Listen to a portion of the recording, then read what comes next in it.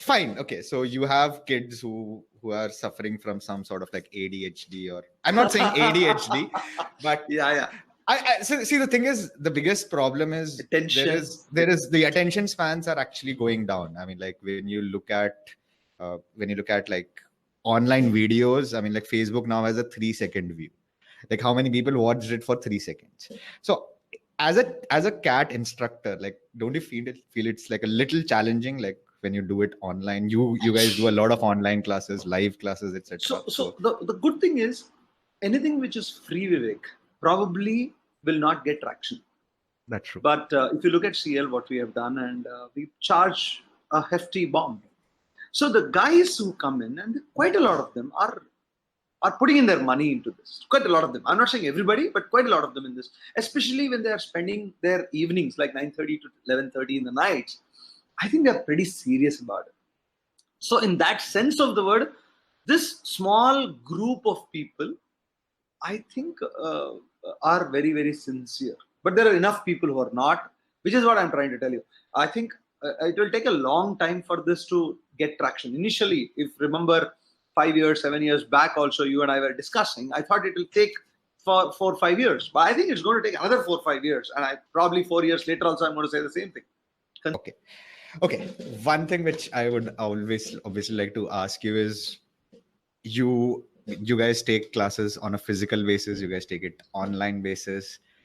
How do you see the difference? I mean, like, are more people shifting from physical centers to online centers, or are physical centers themselves becoming more savvy in terms of online technology as such? So if you look at CL, we, for a lot of our offline class students, we also give some special classes which are online. And a lot of online students, we call them for certain special sessions which are offline, like Race to 99, Toppers Counseling, etc. Yeah. So in that sense, I think my futuristic trend, whether it is correct or not, I don't know, is going to be a blend always. There is no reduction as far as I see in the classroom. There is a small uptick. Percentages wise, it looks big, but given the very small base, the uptick in the online side is pretty decent. But the ratio is still 1:10. Okay, so you mean to say that for every 1 student online, you have 10 students offline? Offline. Yeah, as of today, I think it continues to be that. Okay, so how do these batches work online? I mean, like, you have live classes, etc. So the good thing about offline versus offline, you have to have batches. Online, what happens is you need to have classes. Mm-hmm. And at any given point of time, there's let's say a structure. Let's say grammar is there, 5 classes of grammar. So this 5 classes of grammar can get done for every month 3 times. This month once, next month once, the third month once. So people can get onto the bandwagon whenever they want. So there is a lot of flexibility when somebody does online, to be honest with you. Mm-hmm. Second, because it's online, it's also recorded to a large extent. So people also choose their pace to learn. Somebody is very fast, somebody is slow, somebody is medium. I think that happens, which it doesn't happen in the offline. So there are lots of benefits for an online thing, but I think students have to really have their initiative, self-initiative to do that. And that percentage I told you, they will not be outraging on women reservation or EWS reservation. They'll keep doing it, and that's the kind of guys who get there. But okay, so now you said very clearly about motivation. I had a chat with somebody today who said, like, I want motivation on a daily basis, or I want motivation on a monthly basis. I said, like, I will have requests from people for an hourly motivation. I mean, like, I think the best motivation that I can give you is you can probably not see the face of your boss next year if you hate him. So I think, like, that's probably the best motivation. I mean, can motivation be actually like given to people, or like you can? It has to be I'm not saying it can't be given. To be honest with you, yes, I think you can motivate people, but that's only external motivation. Unless there is internal motivation, I think external motivation will fizzle out. I mean, it'll be there for a day. It'll be there for 2 days. It'll be there for a week, probably. It's like the gym membership again, right? Exactly. I mean, everyone starts on a. Sorry? Bang on. Perfect. Okay. Here is one. Good that you asked me this. Thanks to that, Vivek. Here is my take on MBA. If I may, in fact, maybe one special session on why MBA is useful is something which I would like you to do. I would like to offer my services for that too. But here is what I'm saying. Look at GATE. Last year there were 11 lakh people writing. 2 years back. Last year 8.5 lakh. This year only 6.5 lakh people writing. The GATE story is over. The GRE story will depend on Trump. GMAT, GMAT, it's like iffy kind of things. No, GMAT is expensive. It's massively expensive. It's massively expensive, and the colleges that you go to, the good colleges that you go to, are going to be very difficult. If it's not a good college, you don't need GMAT. You need an IELTS, which is very, very silly. I mean, it's easy. Now, then you talk about SSC, RBI, SSC, bank POs, that's gone. What will people do? There is no TCS jobs. I'm not saying machine learning is taking away everything, but if you're not really a data scientist tomorrow, understanding data correctly, or machine learning, or artificial intelligence, in one way or the other, I think the normal jobs are out. Boss, business तो करना ही तुमको. Business करने के लिए MBA मेरे ख्याल से बहुत useful होगा. It will give you choices at least, if not the jobs.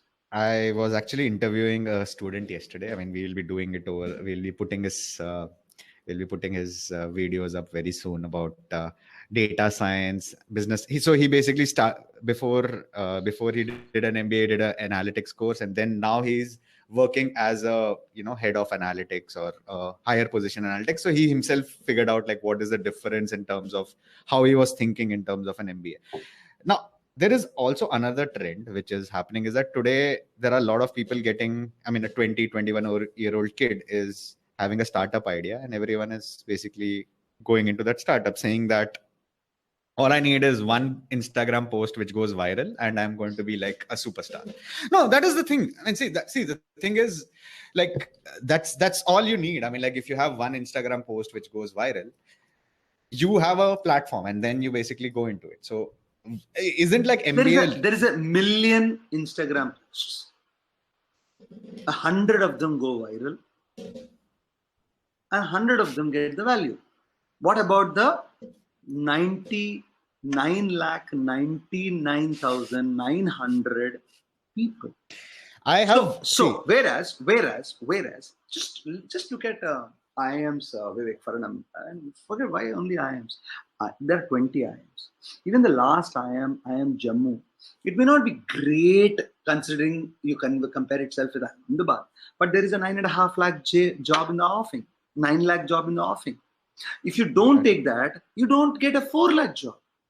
You're working in TCS at 3.5 lakhs. Why the hell? I would rather go to an IIM Jammu or a Bodh Gaya to get a 8 lakhs job. That's I'm talking about even you can pay off the bond. Yeah, even if you can pay off the bond. You can pay off. Then there is a whole lot of institutes like the FMSs, XLRIs, SPJs, MDIs, IFTs, IITs, NMIMs, SPJs, SIBMs, SCMHRDs, IMTs, TAPMYs. Goa Institute of Management, all of them giving you at least 8 lakhs more, if not more. Boss, you start off at a better 8 lakh package. Even though you have spent 15 lakhs on this, please understand that you're starting off on a higher keel. At 15 years down the line, unless of course you are completely a dud, you have to do something about it. But I'm saying on an average, you will be better off than an engineer who has done it. There are some how many? A million engineers coming out every year? I have. Or a million and a half? I think, yeah. So Narayan Murthy, I think, said very famously that 95% of the engineers are unemployable. So therefore, what else do you do? First, engineering itself was a mistake. Why do you want to continue with that mistake for over a period of time and doing some C, C++, Java, and Python and R, etc. Get into something more business-wise, then you might get a sales job. You might get an operations job. There are lots of jobs available. Do people want to do a sales job? I think the other part which is really disturbing is people are not willing to do the regular jobs which were usually there. They all want the sexy job, which is digital marketing. What do you think digital marketing is? No, it's the new DSLR camera. It's sales in a different name. That's 5 years ago, Tomorrow morning, you do a digital marketing campaign, you produce 200 leads, and the conversion of the leads is 0. You will get screwed. So it's nothing but sales. Very clearly. I think it's like fashion to talk about digital marketing, fashion to talk about data analytics, for that matter, that head of data analytics. The job will be in line if the numbers don't increase. So my point is, it's basically rebranding. Then we will sales ko kuch aur bolna padega. Maybe you will come out with some idea and start selling it. That's all I can say. No, he was very clear about it. Like, he very clearly said, like, the basic principles of segmentation and targeting remain the same. It is just that how can they not? How can they not? So that's exactly what I'm saying. So they basically, the only thing which has changed right now is the way you're doing it. The medium that's the only thing which is different. But that changed when TV came also? Of course it did. Prior to TV, it was only newspaper. Radio. Radio was there. Radio, and that too AIR. Then there were so many FM channels. Then there was one Doordarshan. There were some 1,000 channels. Now there is Netflix. There is YouTube. Frankly speaking, basic marketing has not changed. The medium, exactly the word you used, the medium has changed, and the medium will continue to change tomorrow morning. Sales will continue to exist. I think you should take it up the job, and everybody should take up sales, according to me.